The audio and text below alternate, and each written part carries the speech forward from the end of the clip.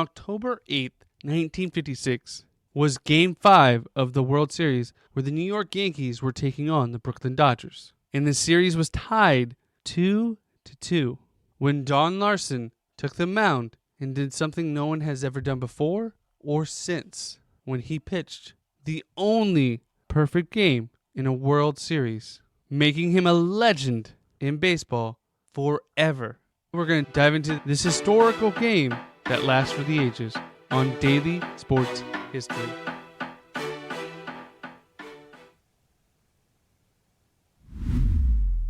Welcome to Daily Sports History. I'm Ethan Reese, your guide as you daily learn more about sports history, increasing your sports knowledge. And today's trivia question is, how many perfect games have been pitched in MLB history? So to start the story, who was Don Larsen? Well, he was born in Indiana in a lower middle class family and actually excelled more at basketball than he did baseball, as he made the All-Metro team in high school and got several college scholarship offers to play basketball. But a scout for the St. Louis Browns actually saw potential in Don Larsen and signed him to a minor league deal in 1947 out of high school, signing a $850 signing bonus, roughly about $12,000 today, to play baseball over going to college to play basketball. But it was a struggle through the minor leagues, as each year in the minor leagues he'd bounce around from team to team, and he actually got drafted during this time by the Army to be part of the Korean War and spent 1951 to 1953 in the U.S. Army. But upon being discharged, he actually was able to make the Major League roster for the first time for the St. Louis Browns, and when he made his debut appearance on April 17, 1953, pitching 5 innings, giving up 3 runs, striking out 3 in a no decision, but the Browns did win that first game. In his rookie season, he finished with a record of 7-12 with a 4.16 ERA and 96 strikeouts, starting 22 games of the 38 he appeared in, and finished first on the team in innings pitched and complete games, and second in strikeouts. But he also had success hitting, as he batted .284 with 3 home runs and 81 at-bats, and had a 7-game hit streak at one point. Now, the next season, the Browns actually moved to Baltimore and became the Baltimore Orioles. And again, Larsen struggled. He went 3 for 21 that season with a 4.37 ERA in 29 games. It was the fewest wins by a pitcher with at least 20 losses since 1916. And he still holds that, and a record that he still holds to this day. He led the majors in losses and finished third in highest ERA, as the Orioles were a rough team. They only won 54 games that season, but 2 of his wins happened against the New York Yankees, who were shaking up their team the next year, trading for Don Larsen as part of a 17-player trade. As in those 2 wins against the Yankees, they saw some potential.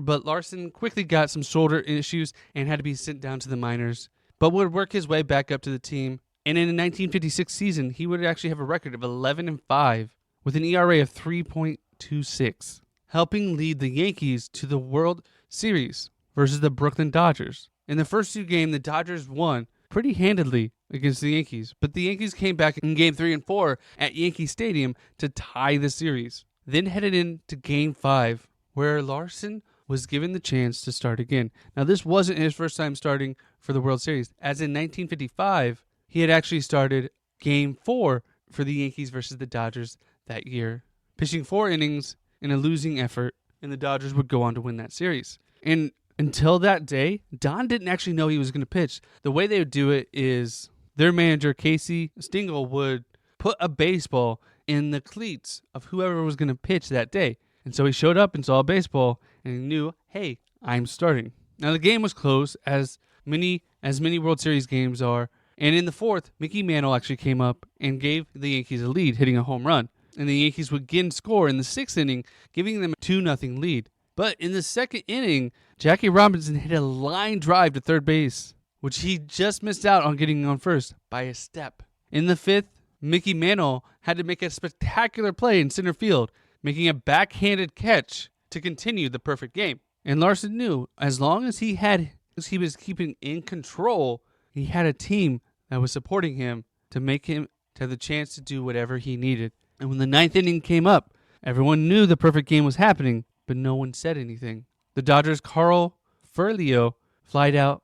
Then Roy Campanella grounded out to second. And then the last batter, Dale Mitchell, was struck out for the final out of the perfect game. Now this is made even more iconic by catcher Yogi Berra leaping into Larsen's arm, and is a lasting memory for both Berra and Larsen. And at the time, TV wasn't really recorded as it is today, and it wasn't until 2006 when we actually got a recording of this actual game, as it was just found in a canister marked New York trip in the broadcasting storage facility. And it's great.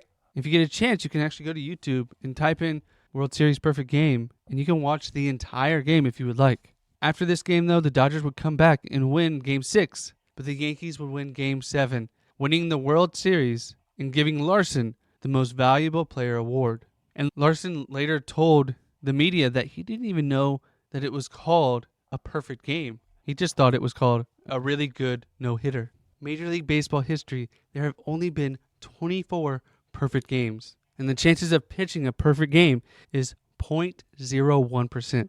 It's very unlikely and does not happen very often. That doesn't mean that someone can, in the future, pitch a perfect game, as even Don Larsen wasn't thought to be a great pitcher to pitch a perfect game, as after this, he struggled the rest of his career. He would stay with the Yankees for a few more years. In 1957, he would pitch Game 7 of the World Series, but only lasted 2 1/3 innings. In 1958, he would pitch the third game in the World Series, winning that World Series. And following in the 1960 season, he would be traded to Kansas City, and then again go to the Chicago White Sox, and bounce around to the San Francisco Giants, the Houston Astros, the Baltimore Orioles, and finishing his career with the Chicago Cubs, and ended his career with an 81-91 win-loss record with a 3.78 earned run average. So this just goes to show you, as long as you're there, you have a chance to make history. You may not be the best player or a Hall of Famer, but Don Larsen will always be remembered for his perfect game. Sometimes that one moment is all you need. And I want to thank you for listening to today's episode. If you enjoyed it, please leave us a rating or review wherever you're listening. It really brings joy to my face. And if you want, you can tell us a topic you would like us to cover and your name, and we'll get that done just for you. And come back tomorrow for more daily sports history. And to answer today's trivia question, how many perfect games have been pitched in Major League Baseball history? And the answer is 24, but only one has been done in the World Series. That was Don Larsen.